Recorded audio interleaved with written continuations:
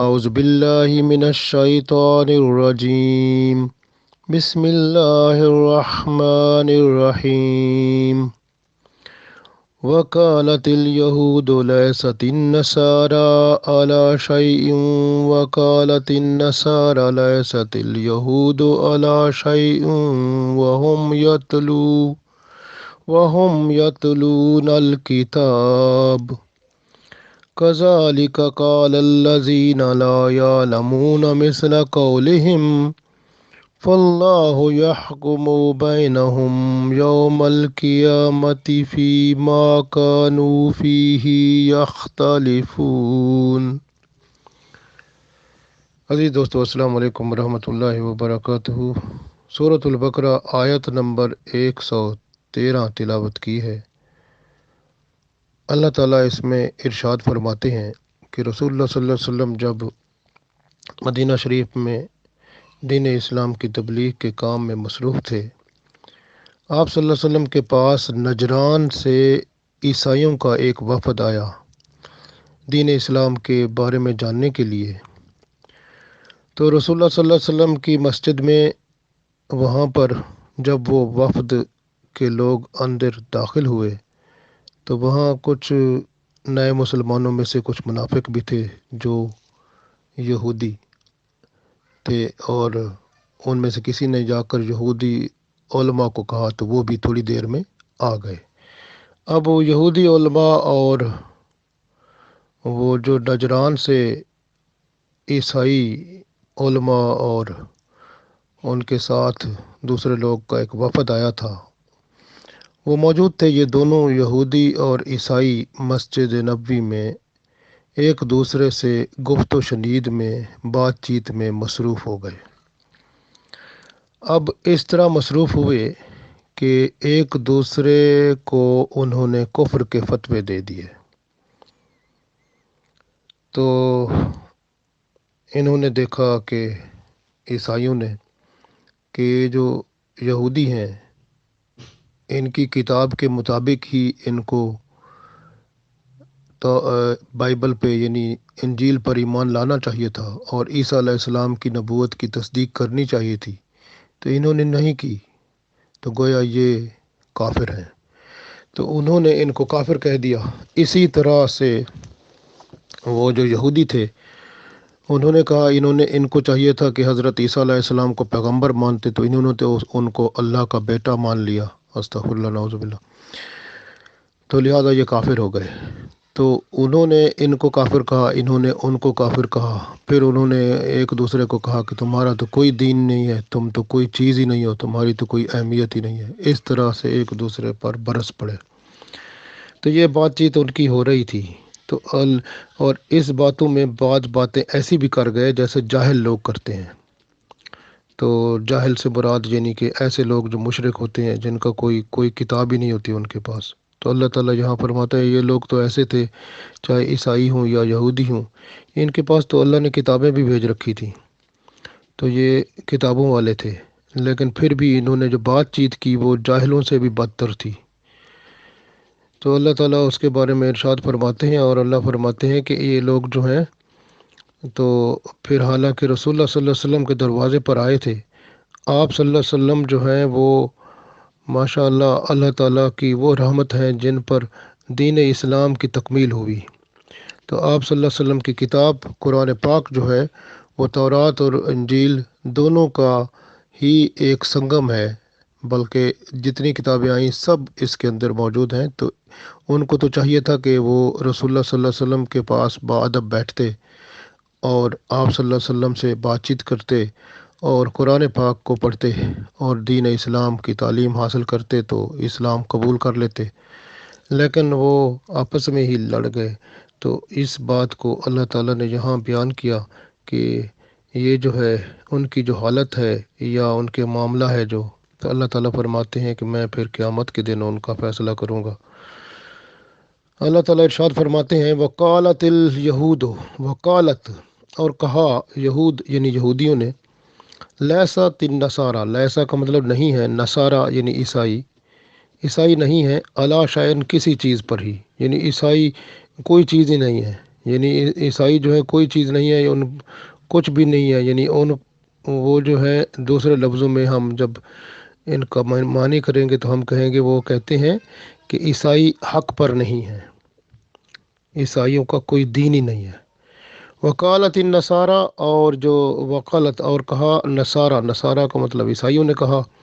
List, لیسا کا مطلب ہوتا ہے نہیں، یہود یعنی یہودی، انہوں نے کہا یہودی جو ہے وہ نہیں ہے علی شیء، کسی چیز پر نہیں ہے، یعنی یہودی جو ہے کسی چیز پر نہیں ہے، یا یہودی جو ہے کوئی چیز نہیں ہے، ان کی تو کوئی اہمیت نہیں ہے، نہ ان کا کوئی دین ہے، نہ کچھ ہے، تو نہ ان کا دین کوئی حق پر ہے، یہ ہے ہی ان کا دین ہی کوئی نہیں، نہ ایمان ہے، اس طرح کی بات یعنی کہ ایک دوسرے کو انہوں نے کہی۔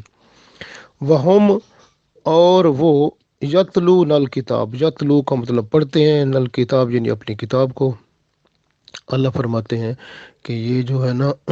انہوں نے ایک دوسرے کو، یہودی اور عیسائیوں نے ایک دوسرے کو اس طرح سے غلط باتوں میں باتیں کی جس طرح سے نہیں کرنی چاہیے تھے۔ جو کتاب والا بندہ ہوتا ہے، اہل کتاب ہوتا ہے، جس کو اللہ نے ہدایت کی کتاب دی ہو، تو اس کے لیے تو یہ زیب نہیں دیتا کہ اس طرح کی باتیں کرے۔ تو اس لیے اللہ تعالیٰ نے فرمایا کہ یہ، حالانکہ یہ ایسے لوگ تھے، یہ جو عیسائی اور یہودی، وہم یتلون الکتاب، یہ تو کتاب پڑھا کرتے تھے، پھر بھی یعنی ان کے پاس تورات تھی یا انجیل تھی، پھر بھی انہوں نے ان کے الفاظ اور بات چیت کرنے کا طریقہ تو اتنا عجیب تھا جو جاہلوں سے بھی بدتر تھا۔ تو اللہ تعالیٰ فرماتے ہیں کذالک، اسی طرح، قال الذین، کہا، قال الذین، کالا کہا، الذین ان لوگوں نے، لا یعلمون جو علم نہیں رکھتے تھے، مثلا قولہم یعنی مثال بات ان لوگوں کی، یعنی یہ جو بات انہوں نے کی یا انہوں نے بات چیت کی، تو اللہ فرماتا ہے جو علم نہیں رکھتے تھے، جاہل لوگ تھے، وہ بھی اسی طرح کی بات کرتے تھے۔ جاہل لوگوں سے مراد یہاں علم نہ رکھنے والے لوگوں سے مراد وہ مشرکین، آگ پرست ہو گئے، بت پرست ہو گئے، اور اس طرح کے لوگ جو ہیں، ستارہ پرست سمجھ لو، سارے باقی جو مشرکین تھے وہ اس میں شامل ہیں، کیونکہ مشرکین کے پاس تو کوئی کتاب تو نہیں آئی تھی نا اللہ کی طرف سے، تو اس لیے وہ علم اللہ کا جو تھا ان کے پاس نہیں تھا، ہدایت کا علم نہیں تھا، اس لیے ان کو لا یعلمون کہا گیا کہ جاہل کہا گیا۔ اس لیے جو مشرک ہیں ان کے لیے یہی الفاظ ہیں کہ لا یعلمون، ان کے پاس علم نہیں ہوتا، کیونکہ علم ہوتا ہے جو ہدایت کا، وہ اللہ کی طرف سے آتا ہے، وہ اللہ کی کتاب سے ملتا ہے۔ تو اللہ کی کتاب تورات اور انجیل جو تھی، اللہ کی کتاب تھی، اس کے اندر سے علم ان کو ملا، ان کو عیسائیوں کو اور یہودیوں کو، لیکن انہوں نے جو بات چیت کی وہاں پر وہ ایسی تھیں باتیں جو کہ وہ لوگ بھی نہیں کرتے، جو لا یعلمون یعنی جن کے پاس علم نہیں ہے، یعنی مشرک اور جو چاہے وہ آگ کے پوجا کرنے والے ہوں، یا بتوں کی پوجا کرنے والے ہوں، یا ستاروں کی پوجا کرنے والے ہوں، اس طرح کا کوئی ایسا بندہ بھی ایسی بات نہیں کرتا، کیونکہ وہ بھی یہی کہا کرتے تھے۔ اگر آپ غور کریں تو ان کے بارے میں جو مشرکین تھے، وہ پھر ان کو دیکھ کے وہ کہتے تھے یہ نہ یہودی عیسائی دین پر ہیں، نہ عیسائی دین پر ہیں، نہ کوئی اور مذہب والے، ہم ہی ٹھیک ہیں، بس ہمارا دین ٹھیک ہے، ہم ٹھیک چل رہے ہیں، اسی طرح مشرکین بات کرتے تھے۔ تو یہ جاہلون سے مراد، جو جاہل ہیں یعنی لا یعلمون سے مراد یہی لوگ ہیں جو کہ مشرکین ہیں۔ اس میں مشرکین عرب آ گئے، قریش سے مشرکین جو تھے، اور دوسرے جو آگ پرست، بت پرست اور سارے یہ، اور قیامت تک کے لیے ایسے لوگ ہیں جو کہ، کیونکہ اللہ تعالیٰ جو ہے نا، اللہ تعالیٰ نے جو قرآن پاک ہمیں عطا فرمایا ہے یہ قیامت تک کے لیے ہے، اس لیے یہ صورتحال چلتی رہے گی، یہودی عیسائیوں کو اور عیسائی یہودیوں کو ایک دوسرے کو یہ ایسے کہتے رہتے ہیں اور کہتے رہیں گے، اور قیامت تک کے لیے یہ سلسلے ان کے بھی چلتے رہیں گے، لیکن جب اسلام کے خلاف بات ہوتی ہے تو یہ سارے ایک ہو جاتے ہیں۔ تو اللہ تعالیٰ یہاں بیان فرماتا ہے فَاللَّهُ يَحْكُمُ، پس اللہ حکم کر دے گا یا فیصلہ کر دے گا بینہم، ان کے درمیان، یوم القیامہ، قیامت کے دن اللہ تعالیٰ فیصلہ فرما دے گا، فی ما کانو، جن باتوں میں یہ تھے، فی ہے یعنی یہ تھے بیچ میں، یختلفون اختلاف کرتے، یعنی جن باتوں میں اختلاف کرتے تھے قیامت والے دن اللہ تعالیٰ ان کے درمیان فیصلہ فرما دے گا۔ دیکھیں اگر غور کریں تو یہ ہے کہ جتنا بھی اللہ کی طرف سے ہدایت کا سامان آیا، یعنی سامان سے مراد کہ کتابوں کی شکل میں یا ہدایت کا پیغام، چاہے وہ چھوٹی کتاب یعنی صحیفے کی شکل میں آیا یا بڑی کتاب یعنی تورات، انجیل، قرآن پاک اور زبور کی شکل میں آیا، تو جو اللہ کا پیغام آیا تو اس میں دو باتیں ہوتی ہیں۔ ایک بات ہوتی ہے خبر اور ایک بات ہوتی ہے احکام۔ خبر جو ہوتی ہے وہ کیونکہ اللہ دے رہا ہوتا ہے، اللہ کی طرف سے آ رہی ہوتی ہے، اس لیے وہ کیا بن جاتا ہے؟ وہ ایمان بن جاتا ہے، وہ عقیدہ بن جاتا ہے، اور اسی کو اس شریعت کے اندر اس کو عقیدہ کہتے ہیں یا عقائد کہتے ہیں۔ تو خبر وہ بات ہوتی ہے، جیسے آپ دیکھیں کہ اللہ تعالیٰ نے فرمایا کہ جنت بھی ہے، دوزخ بھی ہے۔ اب جنت دوزخ کی ایک خبر ہے، ہم نے تو نہیں دیکھی ہوئی نا، تو لیکن وہ خبر اللہ نے دے دی۔ اسی طرح شیطان کے بارے میں، شیطان بھی موجود ہے، وہ بھی ایک خبر ہے۔ اب اسی طرح سے دیکھیں کہ آپ اللہ تعالیٰ کے بارے میں ہی کہ اللہ تعالیٰ واحد ذات ہے جو ایک ہے، اس کا کوئی شریک نہیں ہے، اور 1,24,000 پیغمبر کم و بیش آئے ہیں۔ اسی طرح سے آپ دیکھتے جائیں، یہ بہت ساری ایسی باتیں جو خبر کی صورت میں آتی ہیں، تو ان کا یعنی جیسے ہم مر جائیں گے، مرنے کے بعد ہم یہ نہیں ہے کہ مٹی ہو جائیں گے، بلکہ ہم وہ اس کے بعد دوبارہ زندہ ہوں گے، اور پھر قیامت کا دن ہوگا، اور پھر اس میں حساب کتاب ہوگا، اور اس کی بیس پر، اس کی بنیاد پر جنت دوزخ ہے۔ یہ سب خبریں ہیں، اور ان خبروں سے کیا بنتے ہیں؟ عقائد بنتے ہیں، اور عقیدہ جو ہوتا ہے وہ وہی چلتا ہے جو اللہ تعالیٰ نے آدم علیہ السلام کو عطا فرمایا تھا، اور آدم علیہ السلام کی اولاد تک جتنے بھی پیغمبر آئے ہیں اب تک، سب پیغمبر جو ہیں ان عقائد کے اوپر جو یعنی کچھ وہ میل چڑھ جاتی تھی، جیسے یوں سمجھیں کہ جیسے شیطان جو ہے عقائد کو دھندلا کر دیتا تھا، یا جو بندے کا نفس ہے وہ عقائد کو خراب کر دیتا تھا، جیسے اللہ کو چھوڑ کر بت پرستی اور جاہلانہ باتیں اور طریقے اور ستارہ پرستی اور نفس پرستی اور اس طرح کے معاملات میں بندے پڑ جاتے تھے۔ تو وہ جو پیغمبر آتے تھے وہ سب دوبارہ اس عقائد کی صفائی کر دیتے تھے، ان کے لیے کلیننگ کرتے تھے، یعنی کلین کر کے صاف ستھرا عقیدہ دوبارہ ان کو بیان فرما دیتے تھے۔ عقائد وہی رہے، لیکن جو احکام ہیں وہ بدل جاتے تھے۔ احکام کے اوپر شریعت قائم ہوتی ہے۔ اب قرآن پاک میں جو احکام آئے ہیں ان کی بنیاد پر شریعت محمدی صلی اللہ علیہ وسلم ہے۔ اسی طرح احکام جو تورات میں تھے وہ شریعت موسوی اس پر بنی۔ اسی طرح احکام جو اللہ تعالیٰ نے وہ بائبل میں دیے تھے، انجیل میں، تو اس میں شریعت عیسوی وہ بنی۔ اسی طرح اس سے پہلے شریعت نوح علیہ السلام، شریعت شیس علیہ السلام اور شریعت آدم علیہ السلام۔ اس طرح آپ دیکھ سکتے ہیں کہ مختلف اللہ تعالیٰ نے وہ صحیفے یا اپنی کتابیں بھیج کر وہ پھر احکام جو تھے اس وقت کے مطابق کے لیے عطا فرمائے، تو پھر جو ہے وہ اس کے مطابق وہ شریعت بن گئی۔ اب کیونکہ یہ دین مکمل ہو چکا ہے، اور رسول اللہ صلی اللہ علیہ وسلم کو جو شریعت عطا ہوئی ہے، آپ صلی اللہ علیہ وسلم نے بنائی ہے جو اللہ کے حکم سے قرآن و سنت کی، یہ ہمارے اوپر ایسا اللہ کا احسان ہے جو ہماری زندگی کے لیے ایسا آئین ہے جو قیامت تک کے لیے ہمیں کافی ہے، اور اسلام جو ہے مکمل ہو چکا ہے، اور دین اسلام کی ہر بات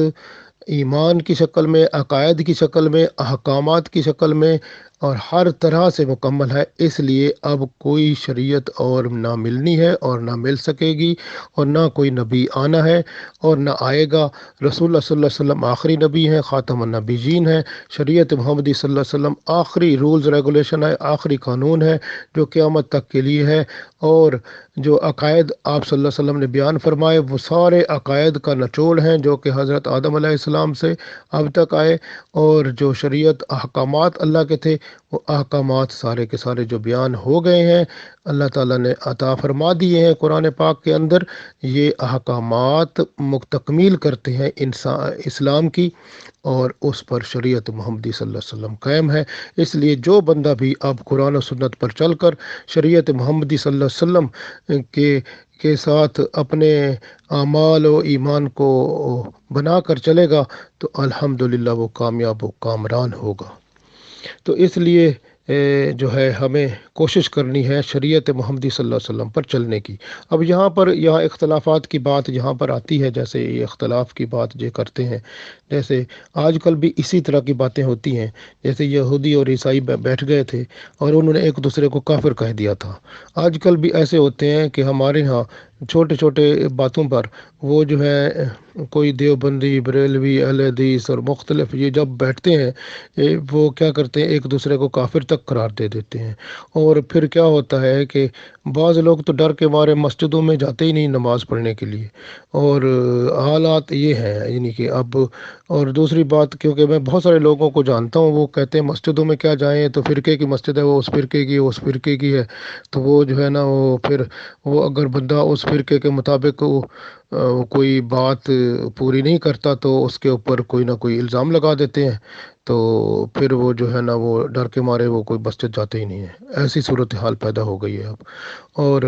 دوسری بات یہ بھی ہے کہ مسجدوں کے اندر جو ہے اسلام کی تبلیغ نہیں ہوتی بلکہ فرقے کی تبلیغ ہوتی ہے۔ یہ سب سے بڑا عجیب معاملہ ہے، جس سے بندہ دکھ ہوتا ہے کہ فرقے کی تبلیغ کی بجائے، اور فرقے سے مراد کیا ہوتا ہے، پھر شخصیت پرستی ہوتی ہے۔ شخصیت پرستی تو نہیں ہونی چاہیے، بلکہ کیا ہونا چاہیے، اسلام کے اندر تو اللہ جو ہے وہ اللہ ہی ہے نا، معبود برحق اللہ ہے، اور اس کا پیغام ہمیں پہنچانے والے رسول اللہ صلی اللہ علیہ وسلم ہے۔ تو ہمیں تو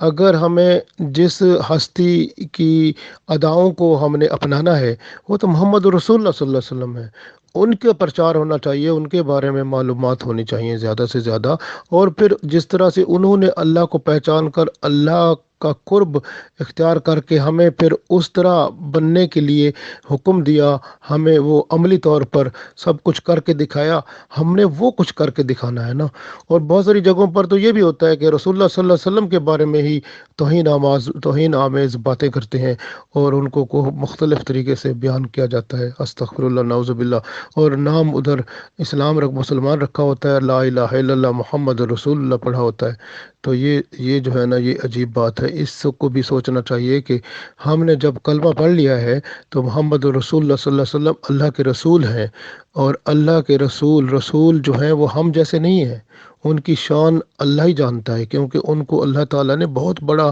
ان کے اوپر کرم کیا ہے، اور ہمارے لیے لقد من اللہ علی المومنین فرما کر کہ ہم نے آپ کی طرف تو مومنین کی طرف ایک اپنی طرف سے ایک احسان کیا ہے کہ رسول اللہ صلی اللہ علیہ وسلم کو ہم نے آپ کی طرف بھیجا ہے۔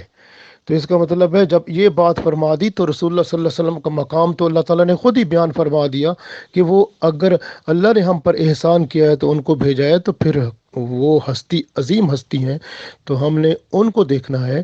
ان کی جو سیرت ہے، ان کا کردار ہے، ان کا اخلاق ہے، ان کی ہر بات میں اللہ کی خوشنودی ہے۔ آپ صلی اللہ علیہ وسلم کبھی کوئی بات نہیں فرماتے تھے جو اللہ کے حکم کے خلاف ہو۔ آپ صلی اللہ علیہ وسلم ہر وقت وہی بات فرماتے تھے جو اللہ چاہتا تھا، اور وہی کام کرتے تھے جو اللہ کا حکم ہوتا تھا۔ تو اس لیے آپ صلی اللہ علیہ وسلم کا اٹھنا بیٹھنا چلنا پھرنا کام کرنا ہر چیز جو ہے، اور ہم آپ صلی اللہ علیہ وسلم کو فالو کر لیں ان کو اگر، تو دوسرے لفظوں میں ہم نے اللہ کو فالو کر لیا، اللہ کے احکامات کو فالو کر لیا، اللہ کے قانون کو ہم نے اپنے اوپر اپلائی کر لیا۔ تو یہ تو کتنا خوبصورت کام ہو گیا، وَمَن يُطِعِ الرَّسُولَ فَقَدْ أَطَاعَ اللَّهَ، ماشاء اللہ، رسول پاک صلی اللہ علیہ وسلم کی جس نے اطاعت کر لی اس نے اللہ کی اطاعت کر لی۔ یہ تو سورہ نساء میں اللہ نے خود فرما دیا۔ تو اس لیے ہمیں کیا کرنا ہے کہ ہمیں اللہ کے رسول صلی اللہ علیہ وسلم کی عزت اور احترام کرنا ہے،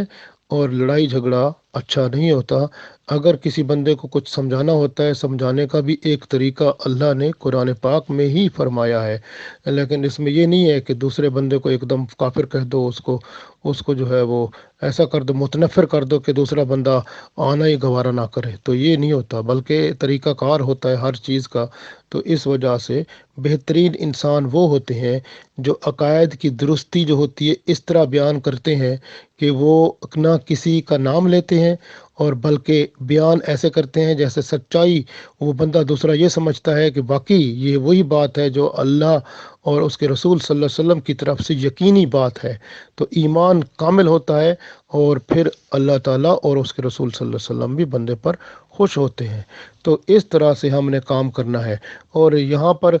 इख्तलाफ की बात जब हम करते हैं, मैंने अर्ज़ किया जैसे ये जो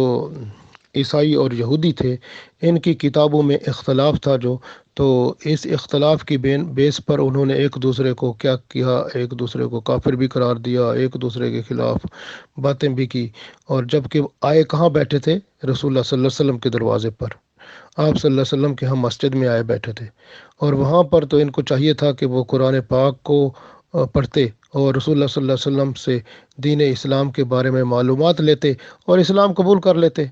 और अल्लाह ताला ने फरमाया ठीक है, फिर अगर ये कुछ भी नहीं कर रहे और ऐसी इन्हीं फजूल बातों में लग गए हैं, तो फिर फल्लाहु यहकुमु बैनहुम यौमल क़ियामा, फिर अल्लाह ने फरमाया ठीक है, बस अल्लाह फिर उनके दरमियान फ़ैसला कर देगा क़यामत के दिन। अब ये अल्लाह का फ़ैसला क्या होगा?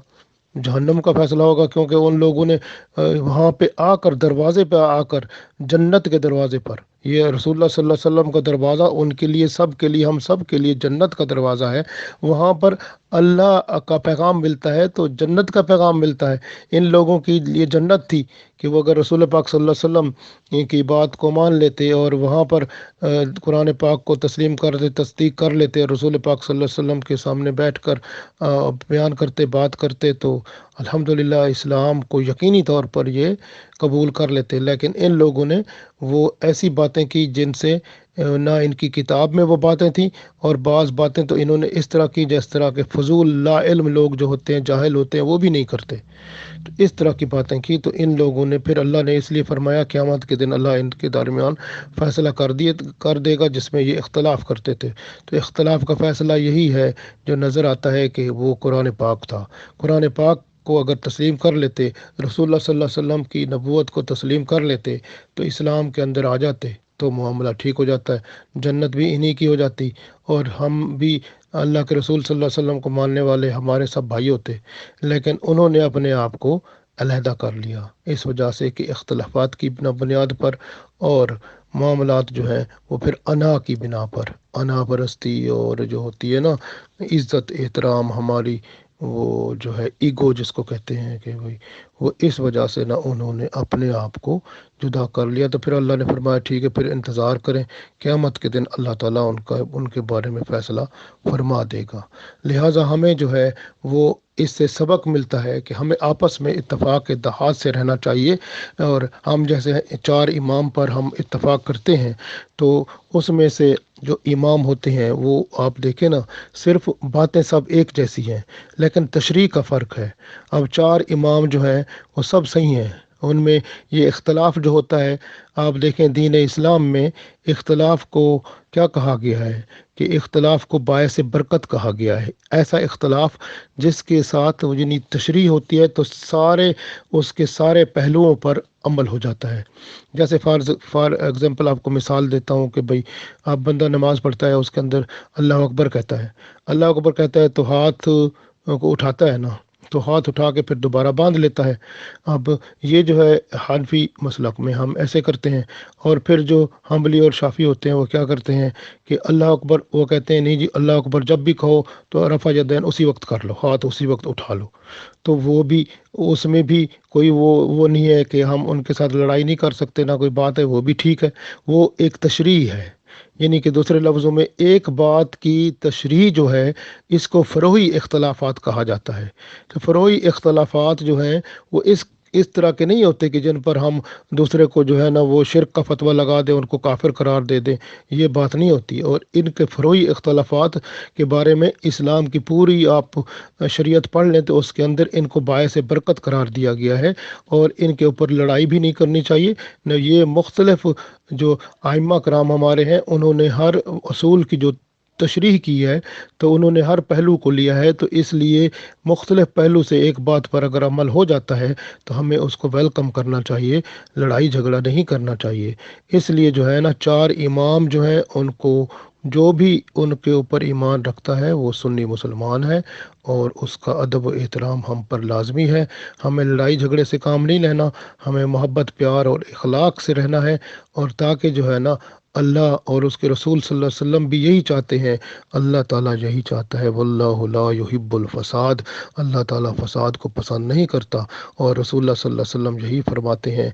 अल मुस्लिम मन सलिम अल मुस्लिमून मिन लिसानिही व यदिही, मुसलमान वो है जिसके हाथ और ज़बान से दूसरे मुसलमान महफूज रहें। अगर हम हाथ और ज़बान से दूसरों की हिफाजत कर लें तो इंशाअल्लाह पूरी दुनिया में इत्तफाक इत्तेहाद भी हो जाए, और अमन व सुकून हमारे दरमियान हो जाए, और हम दुनिया में यहीं ही जन्नत का नज़ारा कर लें। अल्लाह हम सबको तौफीक दे, आमीन।